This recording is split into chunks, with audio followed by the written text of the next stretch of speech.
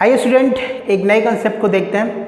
आज हमें देखना है, ये डिराइव करना है कि what is the relation between angular velocity and linear velocity.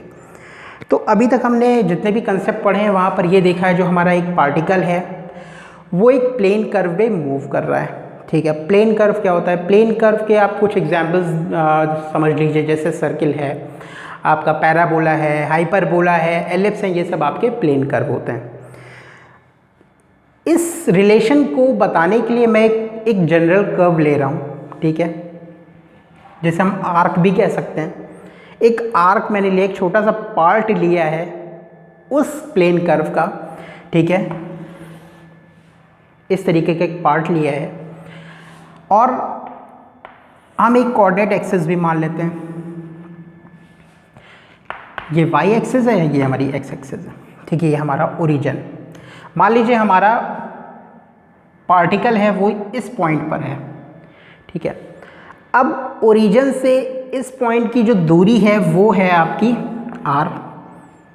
Are मान लो, और ये लाइन ओपी, ओ एक्स एक्सिस जो फिक्स्ड एक्सिस है उससे थीटा एंगल बनाता है, थीटा एंगल बनाता है। अगर पोलर कोऑर्डिनेट्स में पॉइंट लिखें पी पॉइंट पे, तो हम क्या लिखेंगे? आर कॉमा थीटा, ठीक है। हमें रिलेशन क्या पता करना है? ओमेगा और वी के बीच में। तो एक चीज़ हम ये जानते हैं ओमेगा के बारे में कि ओमेगा को हम लिख सकते हैं D theta over d T, ये हम जानते हैं, ठीक है। अच्छा, अब आ जाते हैं, अब आते हैं हम वेलोसिटी के बारे में। ओमेगा के बारे में हम जान गए कि ओमेगा को हमने पिछली क्लासेस में ये पढ़ा था। वेलोसिटी क्या है और वेलोसिटी की इस कर्व में डायरेक्शन कैसी होगी, ठीक है। अगर हम पॉइंट को देखें तो इस कर्व पे मूव करेगा, ठीक है।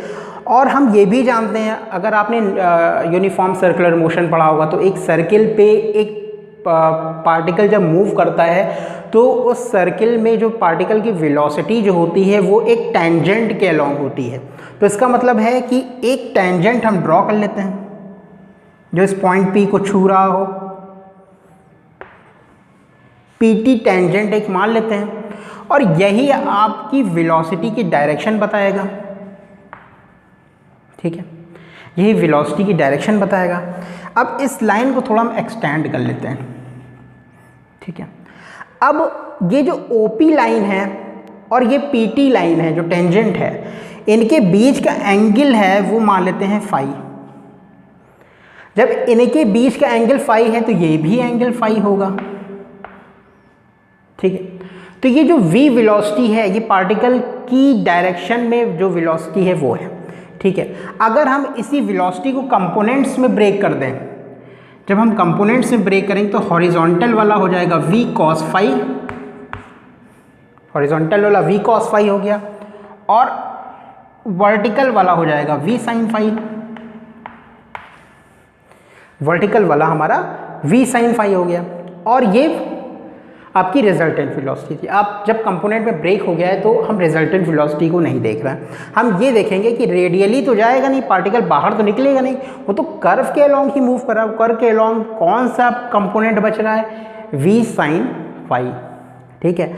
तो एक कंसेप्ट में यहाँ मैं ऐड कर रहा हूँ जिसको हम नेक्स्ट कंसेप्ट में पढ़ेंगे।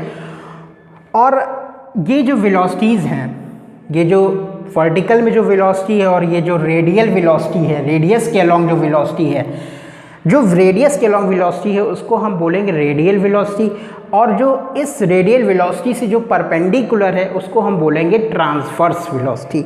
तो हम यहाँ पे इसको हम क्लियरली लिख देते हैं कि v sin phi is a transverse velocity, ठीक है, ये ट्रांसवर्स वेलोसिटी, और v cos फाई आपकी रेडियल वेलोसिटी, ठीक है। घबराइए नहीं, इसको हम जस्ट इस कंसेप्ट के बाद वाले वीडियो में देखेंगे, ठीक है। तो हमने इनको कंपोनेंट ब्रेक कर लिया, तो कौन सा कंपोनेंट जो है वेलोसिटी की डायरेक्शन में? परपेंडिकुलर कंपोनेंट, यानी ट्रांसवर्स वेलोसिटी ऐसी वेलोसिटी है जो पार्टिकल के पाथ को डिस्क्राइब कर रही है, कि पार्टिकल कैसे मूव कर रहा है, यानी इसी डायरेक्शन में वो मूव कर रहा है इस वेलोसिटी से, v sin phi वेलोसिटी से। ठीक है, अच्छा अब ये जो ट्रांसवर्स वेलोसिटी है वो तो इससे परपेंडिकुलर होगी, इस रेडियल एक्सिस से परपेंडिकुलर होगी, और ये v cos थीटा इससे पैरेलल थी। ठीक है, तो ये वाली वेलोसिटी हम यहाँ कंसीडर नहीं कर रहे हैं, हम ये वाली कंसीडर कर रहे हैं, क्योंकि कर्व की जो पॉइंट की जो वेलोसिटी है वो इस v sin phi के अलोंग में ही है। ठीक है, तो v sin phi है, जो ट्रांसवर्स वेलोसिटी का फॉर्मूला होता है वो होता है r d phi over dt।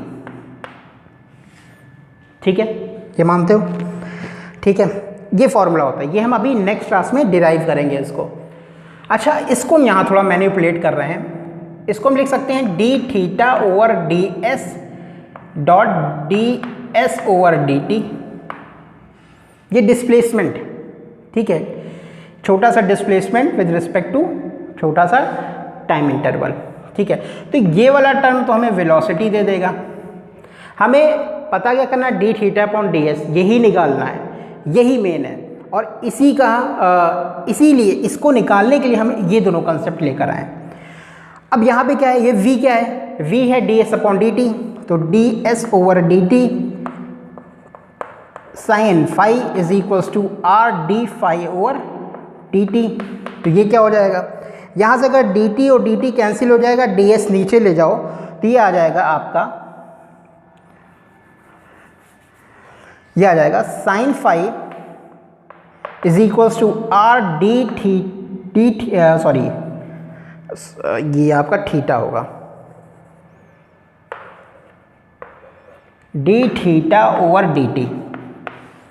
ठीक है, ये डी थीटा होगा। अच्छा, यहाँ तक समझ में। अब आप देख रहे हो, और यहाँ पे ये डी एस होगा, क्योंकि डी टी कैंसिल हो गया, डी एस नीचे आ जाएगा, तो यहाँ डी एस हो जाएगा। तो आप देख रहे हो कि आपने क्या किया है कि d theta upon d S कहीं ना कहीं निकाल लिया है। तो अब क्या करेंगे, जो मेन चीज़ है उसको हम लिख लेते हैं, बाकी सब हटा दे रहा हूँ।